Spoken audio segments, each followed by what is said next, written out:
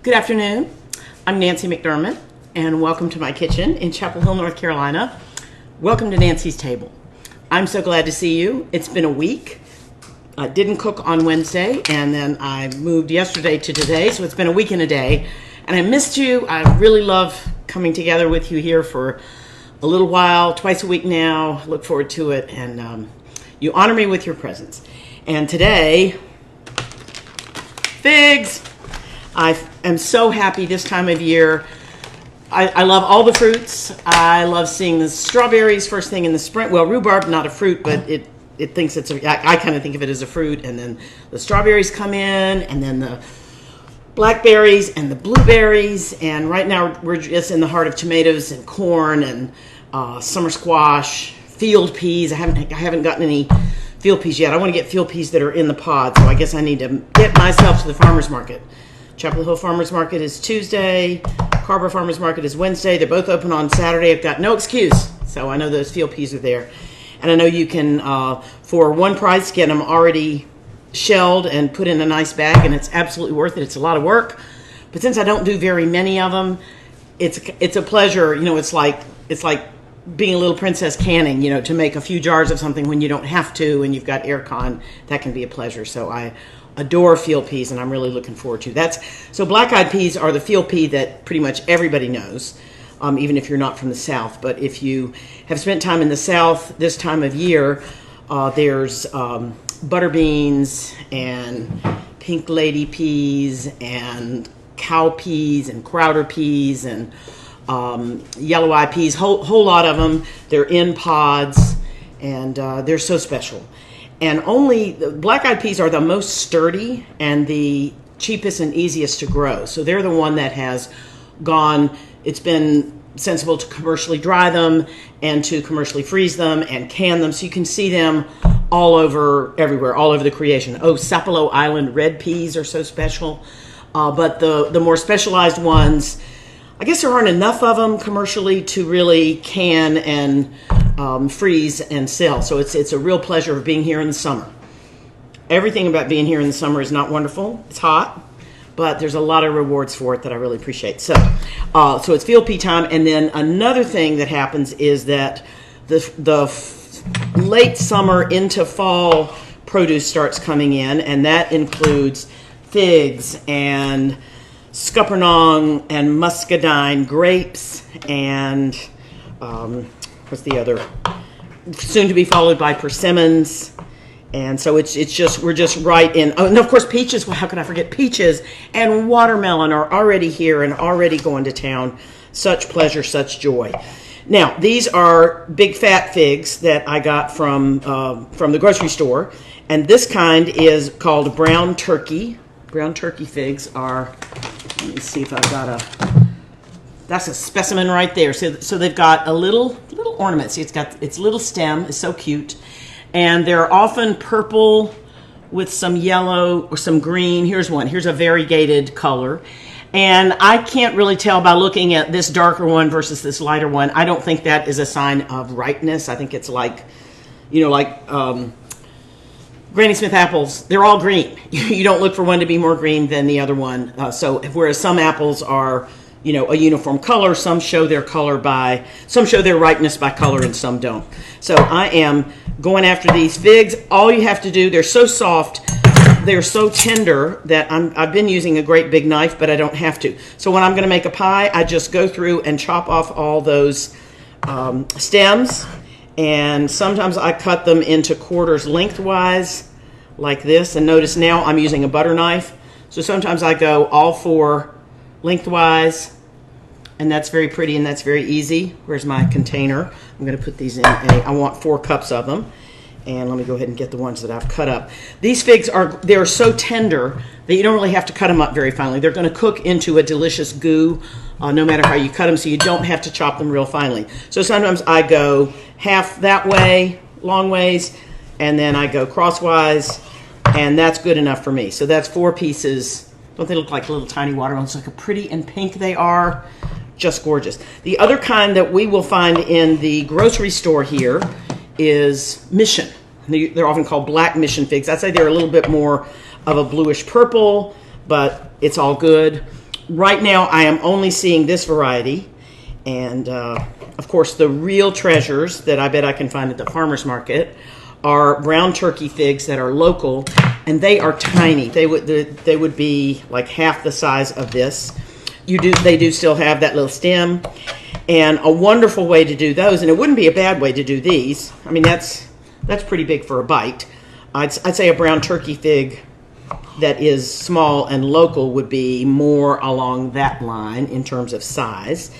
And those, my friend Bill Smith does a wonderful dish, figs belle Helene, and he cuts those small figs in half lengthwise, and he cuts. So if you wanted to serve this on the half shell, so to speak, I would take off that little tip, or not. It's pretty. Then I would cut them in half, and you know what I would do? So I'm going to serve them like that. But then I'd go back and I'd take. I hope you can see. I'd take a little tiny bit off the back. So see, here's the whole fig.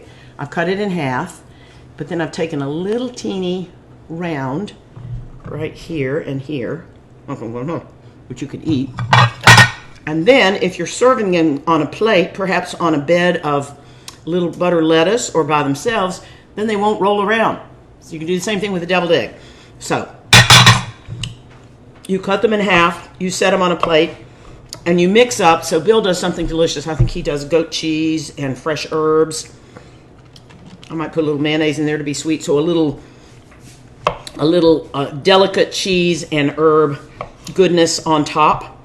And then he does a little frisson of country ham.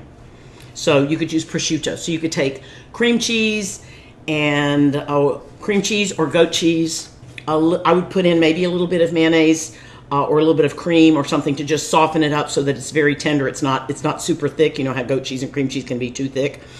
And you could pipe it if you're a piper, or you could just put a little small blob with some fresh herbs in there and then a little pinch of ham on top. Absolutely delicious. And just think of other things that you could do that way. You know, I thought that I was going to need 3 boxes of this, but all I need is 4 cups chopped up, and I'm just about there. So look at the color of that. Isn't that incredibly gorgeous? And purple on the outside. Love, love, love.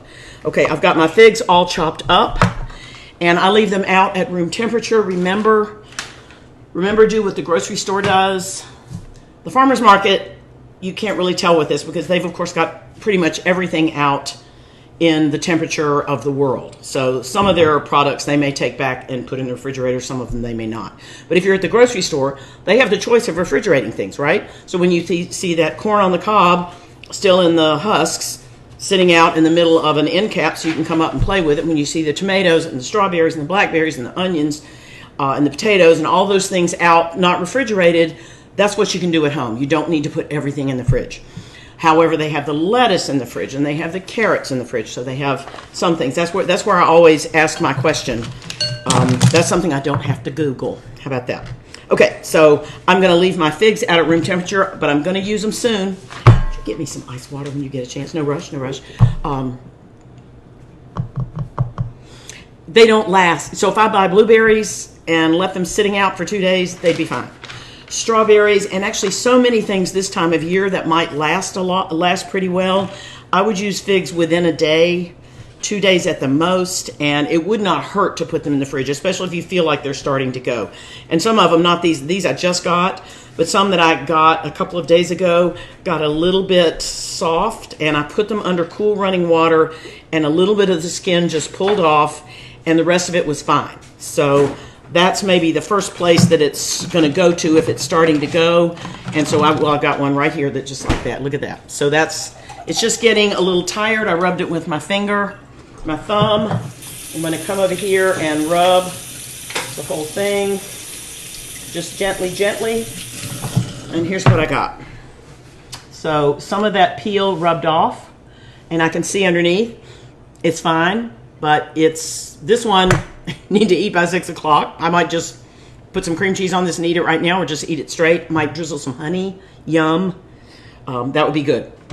So if you feel like they're starting to go, definitely do put them in the fridge and use them first thing. Okay, so they're not the most sturdy thing in the world, but boy, they're one of the most wonderful. All right, let's see who is here with us. Miss Julie, hello. welcome. You're the first one in this. You're the first one into the end of the table. Catherine, welcome. So good to see you. I think I see you every day. Julie, you're here all the time too. Gail. Oh, my hair. You noticed?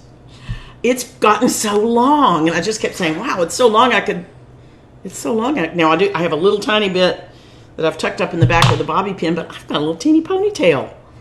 I said, "Well, that's fun." So I had it that way all day to be cool. And then when I went into makeup, which is me running trying to find my lipstick, I said, "Well, maybe I should just be brave. Y'all don't mind, right?" So this is a little summer adventure. There you go. I like it. It feels so much cooler. You can't believe it. Julia, welcome. How are you? Do you wear your hair up or down in England? I would like to know that. I'm so glad you're here. I'm really honored. Must be supper time for you. So extra sweet of you to come on a Sunday evening. All the best. Athena, welcome. Always a pleasure. Nancy, you're getting me through the quarantine kitchen. My friend Nancy Stern is the uncomplicated gourmet, and she does the cutest, smartest videos. You just look at it, you know what to do. And she's thinking about how to deal with the need to do some cooking during summertime and during quarantine time. Thank you. Eric, welcome. Oh, I'm so glad you're here. What an honor. Glad to have you. Elizabeth, how are you on a sunny Sunday? I hope you're doing well. And Monday's a big day, so enjoy this day off. Betty Ann, y'all are without power. I am thinking about you. I hope everything is going as well as it can, and just all the love to the folks affected. There was an earthquake my way today. I did not feel it. I think I was lying in the bed scrolling on my phone or something. I don't know. I missed it, but I saw it, and it's in Sparta, North Carolina, which is where we got married. My dear friend Dean Nichols is from there, and we got married up in the mountains in a beautiful little place, and so that's a place very dear to my heart.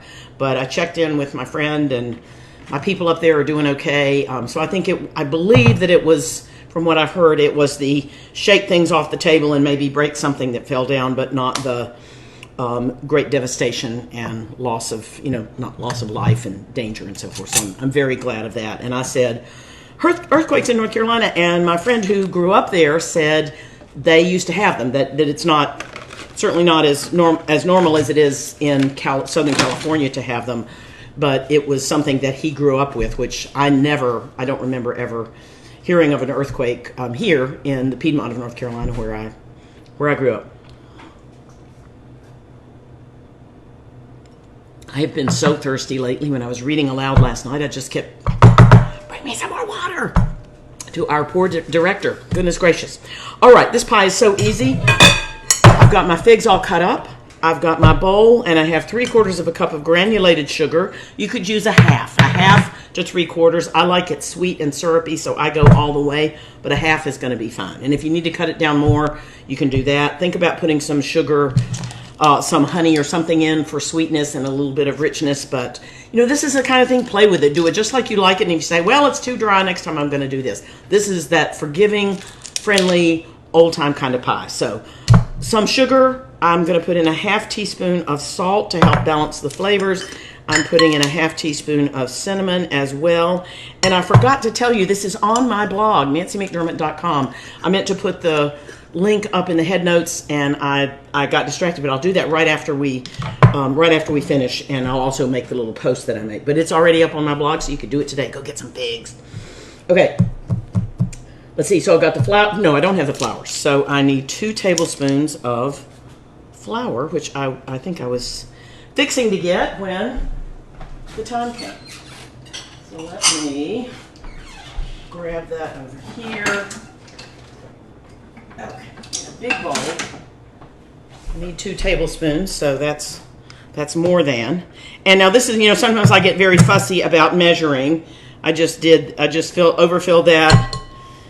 Here, if it's a little more or a little less, it doesn't matter, a teeny bit. This is just the flour is going to make the mixture, the sugar and the spice and the salt, thicken up. It's going to make the fig juice that comes out and the butter that melts in with it into a nice thick sauce, which I love. I wouldn't say thick, but just more of a syrup than a thin juice, which I like. And again, if let's say you are gluten-free, you don't want to put that flour in there. Well, you would have a gluten-free crust of some kind. Or you could just use this filling and put something crumbly on top, some oats and some butter and some brown sugar, and make it a crisp. So if you had a gluten-free crust, you could also use cornstarch, pure cornstarch, which is gluten-free, or you could also use, let's see, tapioca flour, which would work fine. Just 2 tablespoons of whatever kind of thickening agent that you like. Okay, this is ready. I'm going to put the fig leaves in with it. Come on out of there. Come on, come on, come on. And I'm going to come up under them with a small spoon because it's what I've got. And I just want to coat everything evenly with the sugar. And I mix the sugar and the flour and the cinnamon and the salt together. And now I'm mixing that mixture with all the figs. And it's so pretty. You know what? Putting this color on them somehow makes everything look more purple to me than it did before. Isn't that beautiful? So pretty. All right, so we've got that ready. This is the pie crust. Now I'm using a store-bought pie crust, which is fine. I left this one just like it is, and I fitted it into my deep dish pie pan. This is a regular pie pan, which is fine. That'll work for this too. It'll poke up. It'll be more rounded on top. And this is a deep dish one, and you can see it has more depth. It has more capacity. You can fit more fruit into this one. They're both 9-inch. They'll both work fine. I like the small one because I'd rather have a very full pie pan than, okay, I've got one in the oven I'm checking on. So I'd rather have it be nice and full and not be skimpy. So sometimes this is an old time one. The deep dish ones are new. And so if you make old time pies, like a lot of my old time chess pie, chocolate pie, a lot of the egg custard pies, the original ones, they are made for this. They are dreamed up around this size. A pie pan used to be, old and metal. And so if you use this size, you may end up with a great big amount of crust and a little teeny amount of filling. So it looks skimpy when it's really just old school. So it's awfully nice to have both to play with. But if you use this one and you still had extra filling, you just take it and put it in a little container like this and bake it as a pudding. All right, so we've got that ready. We also need 2 tablespoons of lemon juice. So I cut my lemon open and I'm putting a fork in the middle and I'm just gonna squeeze juice out using my fork, just twisting it around, and that is gonna work just fine. I'm getting 400,000, I'm exaggerating a little bit, hyperbole, a whole lot of seeds in there. It's amazing how many seeds there are in there. This is a very thick-walled one. Look at this. This is a super thick one. And I'm going to, if you want to buy one, I love these reamers. I've got a kind that's Mexican style, which is, it's metal and it flips over, and you put the lemon or lime in upside down. They both work great.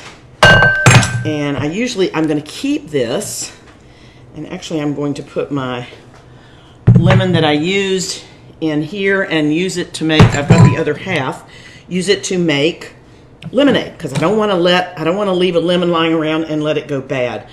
To look at, oh, here we are. Yes.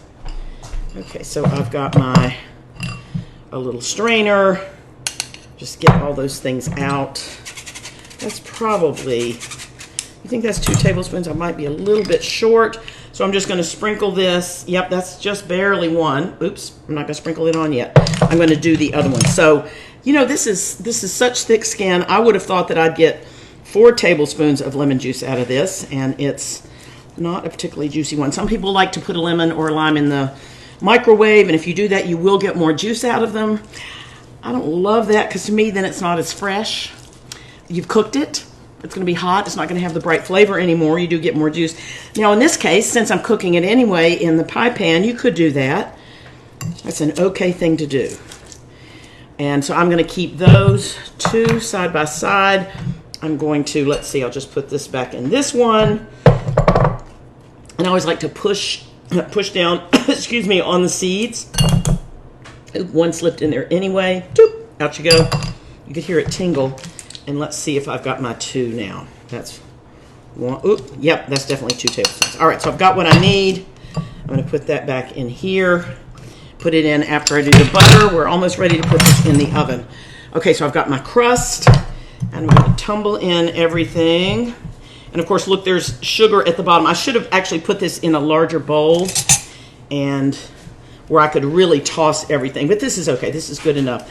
Everything melts together. So even though there's more flour over here and more sugar over there, this is the kind of thing, it all bubbles up and it comes out just fine. Some things, you know, if you're making some puff pastry or if you are, you know, roasting some special item, sometimes you have to be super careful and sometimes it's more easy street. So this is the kind of pie, peach pie, blueberry pie, blackberry pie, especially these summertime ones or even an apple pie. They're not too fussy. When I want to be fussy, I put a meringue on something. I just love meringue, but I know it takes a little more attention. So, but this summer fruit, you want to make a peach pie, do exactly what I'm doing. Just use peaches. Okay, so I've got I'm going to pour my lemonade, and guess what? If you don't have lemonade, and you don't want to if you don't have lemon, you don't want to go to the store. I said pour my lemonade, I meant my lemon juice. Use vinegar. Vinegar would be just fine. I would use apple cider vinegar, I'd use white vinegar, I'd use wine vinegar. I would not use balsamic because it has a very strong flavor. I used a half teaspoon of cinnamon. You could use nutmeg instead. You could use cloves, nutmeg, and ginger. You could play with the spices. You could have no spices. I like a little bit of spice in with fig. It has a richness, and I think it benefits. I think the lemon and the spice with figs is extra nice. So I really do like to have it. But suit yourself. It's your pie, right? Okay, so let's straighten up and pie right. Straighten up and pie right. All right, so I should have cut this up when it was super cold and had distinct little pinches, but I think I'm going to now just squeeze with my fingers because this is halfway. Boy, it hasn't melted, but it's gotten soft so fast. So I'm just going to squeeze, and I want to, again, distribute this all around. And if I've got a big piece here and a small piece there, it doesn't really matter too much. Things are going to bubble up, and it's all going to be good. So spreading this goodness around, I think that's all of it. And I want to get every drop in here in this little bowl, don't you think? All right, there it goes. Okay, we are ready to put the lid on it. Put a lid on it. And put it in the oven.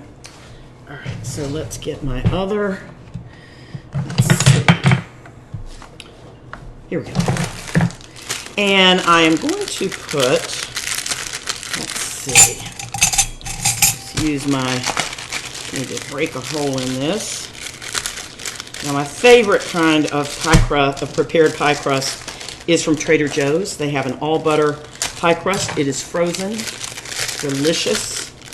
They always have a line, and I can be very patient for some things. For example, people are saying, would you wait in line 8 hours to vote? It's like, yeah, have you talked to any black people? They often have to wait in line 8 hours to vote, and guess what? They do. So you bet, I'll wait 8 hours, I'll wait 10 hours, I'll wait 80 hours. I'm voting, and the election is going to be legit, and it probably will not be decided on November 3rd, and that doesn't matter. It doesn't need to be. It just needs to be right. And I want you to have a positive attitude, and I can see how you would be worried. Lord knows we've got a lot to worry about. But if you spend your time from now until then being worried, guess what happens to your energy? Guess what happens to your spirits? Guess what happens to your heart? You add to the doubt and the insecurity, and that's what they want us to do, be doubtful and insecure and so forth. And when people just go around lying, I don't think going around refuting them is the best way to go. My friend, I think, was it Robin Caldwell? I have a good friend who said, early on when it was much more fearful, it's like, oh my gosh, I don't know if I can vote. People were more afraid about going out due to the virus. And one of my friends said, I'm looking online, I'm pricing hazmat suits because nothing is going to stop me from going out on election day and casting my vote. And I said, you know what? Her attitude, I don't think she needs a hazmat suit. I don't think she did either. She was saying, of course we're going to vote, and of course it's going to be okay. And everything that they try to do, it's terrible, it's despicable, but let's work on how we're going to make this work. And let's school ourselves, let's check on our votes, let's look at ways that we can support voting by people who are black and brown, minorities whose votes are suppressed, while people who work hard to suppress the votes of black and brown people go out of their way to whine about voter fraud, which almost doesn't exist except when on a unfortunately, predictable basis, the people who scream about voter fraud are the ones who commit it when they're not too busy suppressing votes. So let's be aware of that. Let's not spend any more time on it, and let's think. So my question, maybe one of you can find out and let me know, if I order a mail-in ballot, which is an absentee ballot, they are the same thing. There is no difference in them. They might have it, they are for the same purpose. And they've been used by the military in the state of Washington. They are fine. They are just as good. They work well. If I request that, could I still go and do early voting, or so I want to know about that. And then I want to know about, obviously they're screwing around with the post office. They've been doing that for some time, the sorry, lying, cheating scoundrels. But I want to find out about drop boxes. I want to find out about driving up to an early voting site and dropping my ballot there, because I want to make sure that I put my vote into a place that I know is reliable. And then you can say, of course it's going to be legitimate. Are people really worried that sorry, lying, evil person saying it's not legitimate makes it not legitimate? He lies all the time about everything. Why does anyone care if he says the election is not legit? People who believe him will believe him. We don't need to worry about that. We need to focus on how do we make this work. So take the doubt away. Think about it. It's like, so if any of you have had children, and so your little child, when you took him to school the first day when there was no coronavirus for kindergarten, it's like, oh my gosh, what if another kid hits him? What if he sticks his finger in a socket? What if the teacher's mean? What if he falls down the stairs? All the things that you could worry about, and yet somehow we strap him into the car seat and we drive places and we manage not to spend the child's entire childhood worried and fretting about all the things that could go wrong, even though they could. So let's focus ourselves and be positive and look at my fifth pie. Whoops, almost fell down. Okay. So here is, and I set it on a cookie sheet because I thought it might drip over, and it didn't. It has lovely, beautiful juices coming out. Look at this. I'm so proud of this pie. This is the same thing I'm getting ready to put in. I want you to be able to see it. Oh, yep, I gotta rotate. Okay, you can't really tell. Okay, so you can see some of the holes, but not others. So that's my fig pie that I made just an hour ago.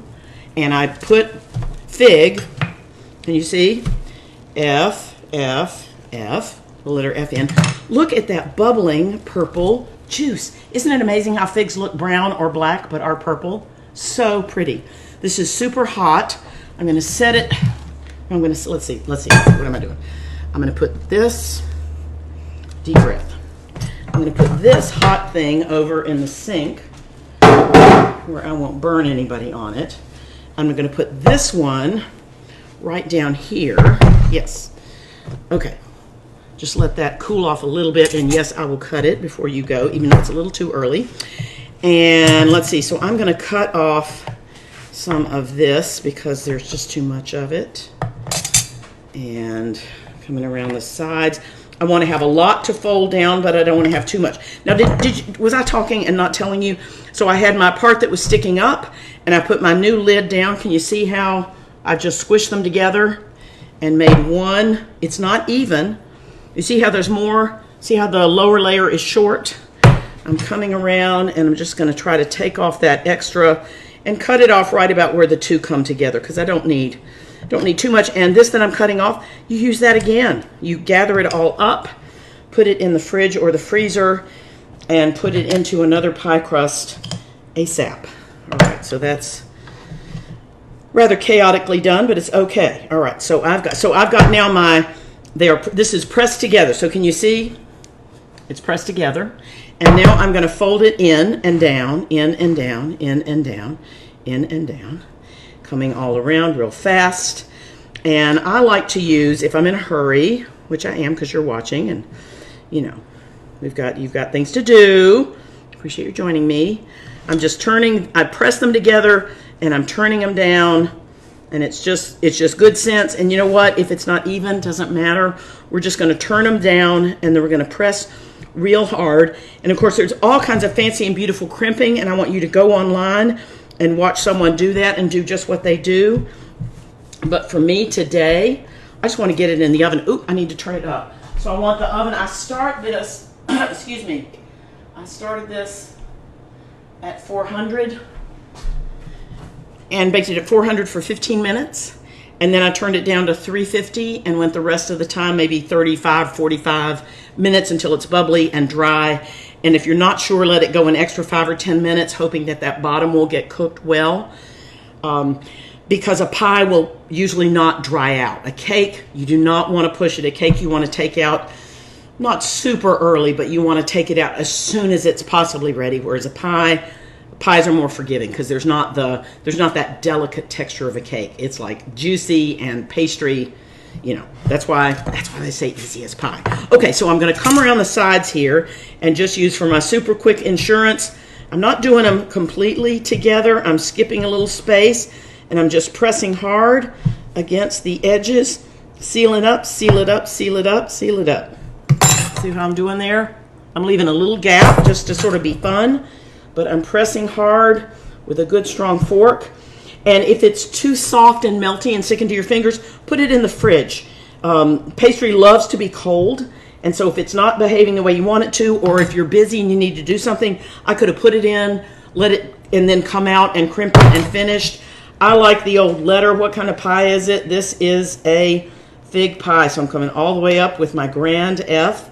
You can look up pie decorations and do a lot better than me, but this is one way to go. Fig, F stands for fig. And now, oops, you know what I forgot to do on that pie? I didn't do vents. It's nice to do little vents going around. And of course, if you do 1, 2, 3, 4, and then go in between, it'll be more even. But I think this is okay. So that's my vented pie crust. And finally, if you want to be a little bit fussy, you don't have to do this. I did it on this one. This is a whole egg and about a tablespoon of water. And I've got my nice pastry brush, which you can order, probably have them in in a bigger grocery store. But you know what? If you don't have that, you can just use the back of a spoon. You can pour a little bit down. Oops. Okay, I need to mix this up more because it doesn't want to let go. So I put down, yeah, so there you see how I got a spoonful, and now I'm just using the back of the spoon. You know what I'm going to do? I'm going to use my fingers because that way I can get into all the curly places. These are clean fingers. I've been using them for cooking. I would wash them first if you weren't in a position to do that. And I don't worry about getting it on the side crust as much because you can get too much there. And I don't want to have so much that I have little puddles of egg that turn a bright color. So I like to just give it sort of a little, they call it a lick and a promise there. That's good. Clean fingers, one of my favorite kitchen equipments. And this is ready to go. I could even shake on a little bit of sugar, but I'm not. I want to get this in. So this is going in. Will is going to set me with, excuse me, 15 minutes. And I'm going to drink some more water. Oh, I'm sorry, it's right here. I can do it.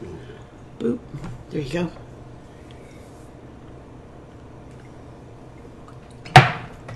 So thirsty. All right. So my pie has stopped bubbling. And now, again, you don't have to put the egg on before. You don't have to do what I'm going to do right now after. But I'm going to show you just in case you want to be a little fancy. Know a little something. So I'm washing out my egg.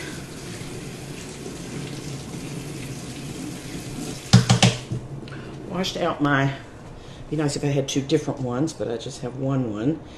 Okay, so this is my pastry brush. And here I've got some apricot preserves from the grocery store. This is just an ordinary brand. You can get beautiful apricot preserves from France.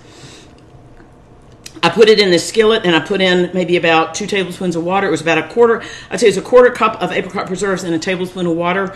More if you need it. You want to get a thin syrup. And then I'm going to just, while the pie, this could be a little bit warmer, but I think I'm going to be okay since the pie is so warm. While the pie is still very warm, again, you brush this on to the surface, to the pastry, and it gives it a sheen. It gives it an extra glow. It gives it a tiny little bit of sweetness, but I really think it's a pastry, pastry chef's technique, a bakery technique, which is not too hard. And there have been times where I wanted to do it and I didn't have apricot preserves, which is what I learned to use in New York City from fancy pastry people. And I said, would apple jelly work? And it worked just fine. Apricot, see how rosy and pretty apricot is?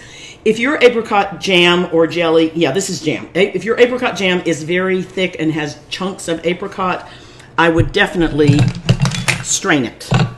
So I would do what I've done, heat it up with water, and then press it through a sieve so that you only have the clear stuff. This is not to have pieces of yummy apricot. This is to just have a nice finished sheen on the pie.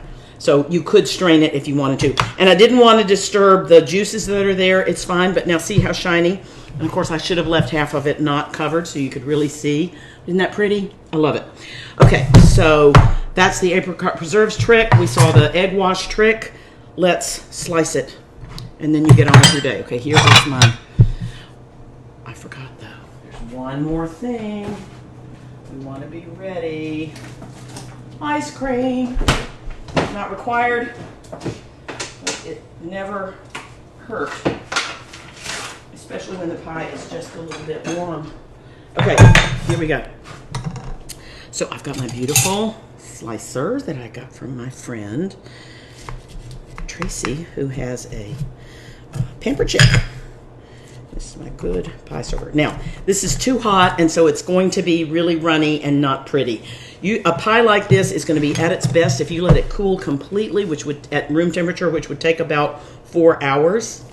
But I want you to be able to see it. So it's very gooey. In fact, I'll probably wish that I had served it in a bowl.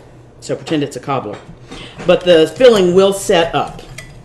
Okay, so I'm cutting, and I'm cutting underneath. This is a pâte brisée. This is the Jacques Pepin pie crust pâte brisée. 3 cups of flour, a cup of butter, super cold.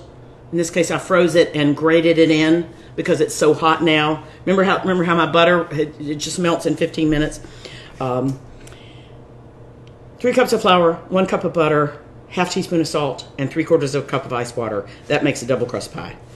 And I've gotten used to that, and that's my favorite. Okay, so let's see if we can get this out. 1, 2, 3. Whoop! Not bad. Oh, it's keeping its shape. It's steaming like crazy. Well, that's not bad. Look at that. I thought the whole thing might collapse and it would just be goo. Isn't that pretty? Well, I'm just tickled. And let me show you what it looks like looking inside. It almost looks like a sour cherry pie, which my grandmother used to make. It's purple. See, it's not, even though it is hot right out of the oven, it came out beautifully. I love it. Will, I'm going to get this ready for you. Will was afraid I wasn't going to. Will was afraid I was just going to leave this sitting there steaming when he could be giving us his thoughts. Okay, so here is his piece, and there's his ice cream. You have to make sure you're ready. Your tools. And I want to just take it by. That wasn't nice at all. No, I'm just having fun with you. I can't wait to taste it, but I better say hey. Then we got to go. All right. Jane, welcome. I'm so glad you're here. How are you? I'm so glad to see you. All right. Mireille bought some figs yesterday. I made vanilla bean fig ice cream, says my friend Mireille, the chef. Remind me the name of your blog so I can say it because we all want to go there and get your fig ice cream recipe, please. Will be looking for it as soon as he finishes. Kathy, welcome. I'm so glad you're here. Dave Trapp.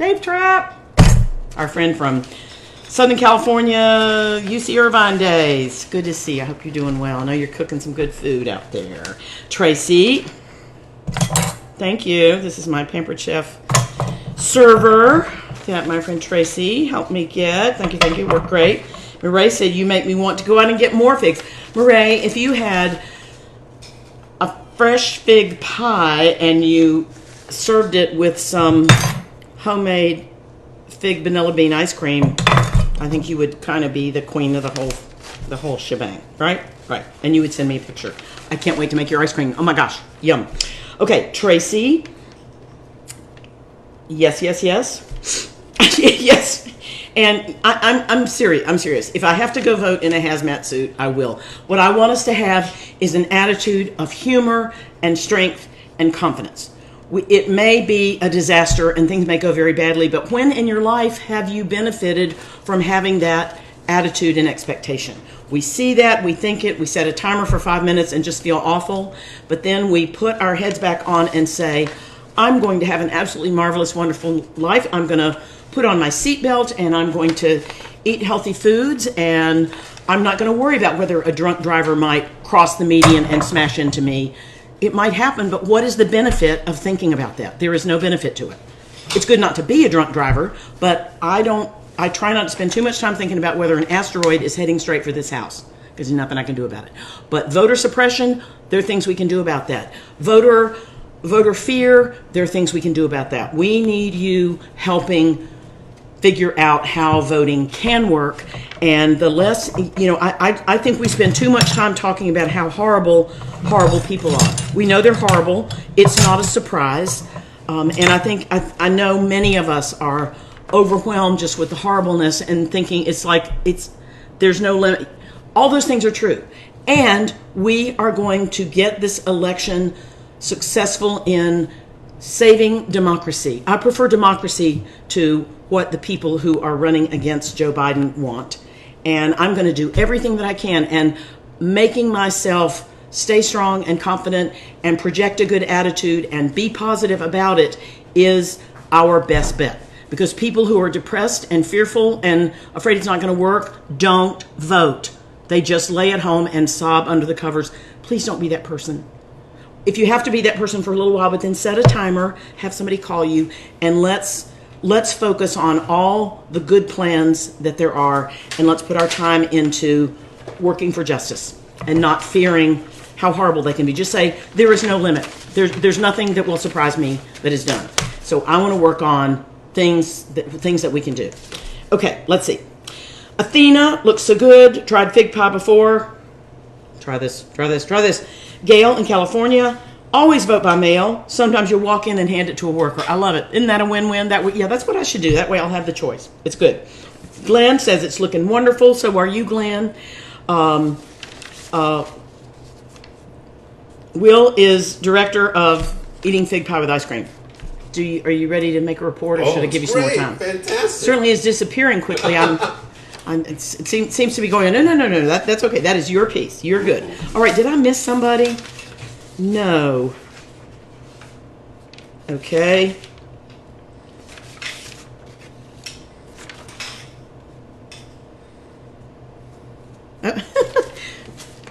The reason that Republicans object to mail-in ballots is that Russian hackers haven't figured out how to hack paper. That's right. That's a good point. That's a great point. And then the Postal Service, they are not going to be able to protect us and to serve us as they have been in the past, because they are under attack by evil and vicious and dishonest, hypocritical charlatans. So let's figure this out. I'm going to buy stamps. I'm going to mail things that don't have to be there in a hurry, and I'm not going to blame the postal workers. They are under attack too. We're going to be super kind to them, and we're not going to blame them. Any fist shaking, figure out which way Washington D.C. is and do that. But don't spend a lot of time on that. Let's take some fig pie to the postal workers who are doing the best they can, and let's buy stamps and send nice letters and notes to each other, which don't have to be there in a hurry. And then let's figure out how we're going to move. I'm going to take my paper ballot, I'm going to put it into a safe place, and so many of us, and we're going to figure out how to help people whose votes are being suppressed to do the same. Okay? We can do this even though it's a pandemic. Okay. So, fig pie. I need to try some. Doop, doop. All right. This crust came out so pretty. I must say. And you know what? Making pie crust is not required. I always have some of the quick kind on hand. If you do like to make it, make your own frozen pie crust. Roll it up in a piece of paper and put it in the freezer so you've got your own homemade ready to go. But use gratefully the kind that you can get. Pie is what's inside. I used to be on the Home and Family TV show, and I'm sure I will again when people are traveling and they can have guests. And one of my favorite members of the Home and family is Ken Wingard, and we talked about pie, and he said, we were talking about, is it okay to use a store-bought pie crust? And I said, yes, pie is what's inside. So now I feel that way. All right, where did that, here we go. Getting some ice cream on this. I love the color, y'all. Isn't that color beautiful? Yep. And with the vanilla. Did Marae tell me the name of her blog? No. Now that is delicious. And you know what? I'll tell you a secret. This pie is delicious and figgy with the lemon juice, a tiny bit of spice, and some sugar. Even if your figs are not the most magical fig that ever grew in the fig orchard, it will still be delicious. You know how you can take ordinary apples and make a delicious apple pie? Not every apple is worthy of picking up and eating out of hand, but they still have appleiness, and so when we cook them in a pie, they come out so great. All right, I'm going to take one. And you remember how I left my figs in great big chunks? Because they are such a soft fruit, they will cook down. If I'm cooking an apple pie and the apples are kind of really hard, I like to cut them up kind of small because I want everything to soften, but figs are going to soften no matter what you do. Okay, Glenn, let's see, Jane. Oh my gosh, my friend Jane has a note. Write this down, everybody. Worry is misuse of imagination. Worry is misuse of imagination. So watch out. The forces of not anything good want us to be imagining how good they are at cheating and lying and stealing, and how many ways they have planned to mess this up, and how much they want to steal the election. And they want us to be thinking about that. Well, that's not what I want to be thinking about. Do you?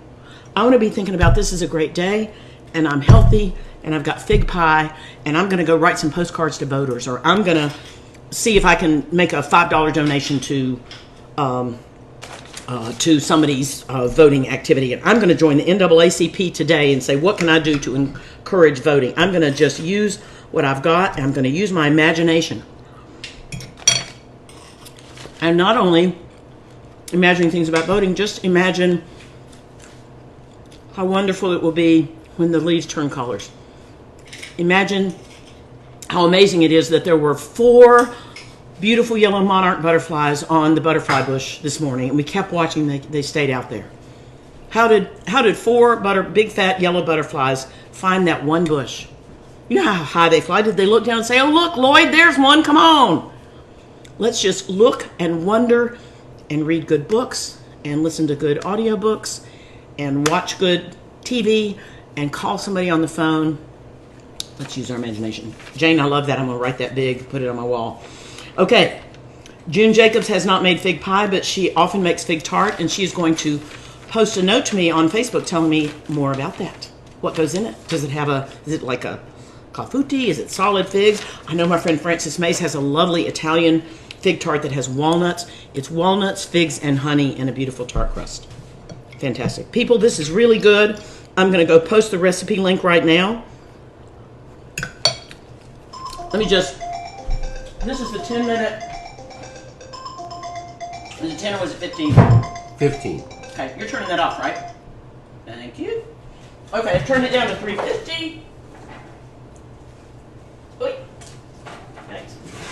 It's running away from me. Okay. It's puny. It looks like a little face. Not much has happened. It's dried out a little bit. It's gotten started. There's a smaller pie crust.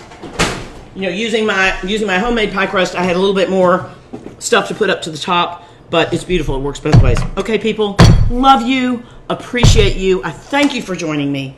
It is an honor and a gift. Make fig pie. Ask somebody else to make fig pie for you, or just buy some figs and put them in a bowl and put some ice cream on them. That's pretty good too. That's really good. Let's enjoy these summer fruits. Let's enjoy our days that we have. We were woken up this morning. John Lewis told us to get in good trouble, and I'm telling you to expect the best and keep your eyes on the prize. Okay? Thanks so much. I will see you on coming Wednesday at 3 o'clock. I'll be cooking again, and I'll be doing anti-racism check-in 5 minutes.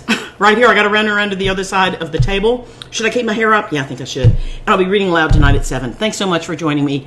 Happy August 9th. Bye now.